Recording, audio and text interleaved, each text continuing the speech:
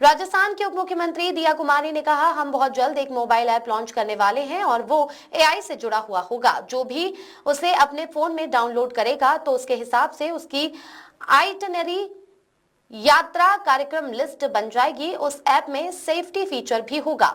उन्होंने आगे कहा, खाटू श्याम जी में केंद्र की ओर से भी काम चल रहा है और हम लोग भी कर रहे हैं। वहां नेशनल हाईवे का काम भी हो रहा है। जी, एक हम लोग मोबाइल ऐप बहुत जल्दी लॉन्च करने वाले हैं और उसमें क्या है, वो एआई से जुड़ा हुआ होगा।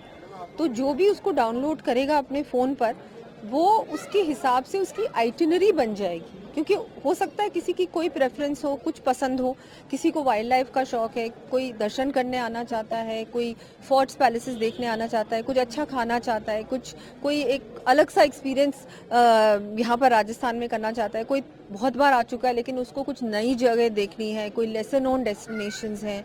ये सारी फीचर्स हमारे फ़ोन ऐप पे होंगी और सेफ्टी फीचर्स भी होंगी। Nearest police station, nearest hospital, अगर आपको ये समस्या होती है तो आप कहाँ जाते हो, तो एआई इनेबल्ड होगा वो फ़ोन ऐप और बहुत जल्दी उसको हम लोग लॉन्च कर रहे हैं। बहुत नई सारी टेक्निकल फीचर्स उसमें उपलब्ध होंगी। पर्यटन के हिसाब से चाहे किलो की बात की जाए और ऐतिहासिक स्थलों की बात की जाए, लेकिन धार्मिक पर्यटन काफ़ी ज़्यादा बड़ा है, खासतौर पर खाटू श्याम जी सांवरिया से। तो एज ए पर्यटन मंत्री के तौर पर वहाँ पर ज़्यादा से ज़्यादा जो धार्मिक पर्यटक आते हैं वो राजस्थान में घूमने के साथ उन इलाकों के साथ अन्य इलाकों में भी जाए, उसको लेकर के विशेष प्रयास आपके सरकार की तरफ? जी बिल्कुल, खाटू श्याम जी में केंद्र सरकार ने भी वहाँ पर केंद्र सरकार की ओर से भी काम चल रहा है खाटू श्याम जी में और हम लोग भी कर रहे हैं और पीडब्ल्यूडी विभाग भी वहाँ काम कर रहा है। नेशनल हाईवेज का भी वहाँ पर काम हो रहा है। एक रिंग रोड भी बन रही है, सुविधाएं भी डेवलप हो रही हैं। वहाँ पर ट्रैफिक को कैसे संभाला जाए, क्योंकि जब मेला लगता है तो बहुत भीड़ होती है, वहाँ वो समस्या आती है। इन सभी चीज़ों का एक कॉम्प्रिहेंसिव प्लान बन चुका है और उस पर काम ऑलरेडी शुरू हो चुका है। और वहाँ पर जब कोई दर्शन के लिए आए तो शाकंभरी माता जी भी जाए, सालासर जी भी जाए और शेखावटी की हवेलियाँ भी देखें। हम लोग झुंझुनू में एक वॉर म्यूजियम भी तैयार कर रहे हैं, उसकी भी डीपीआर बन रही है।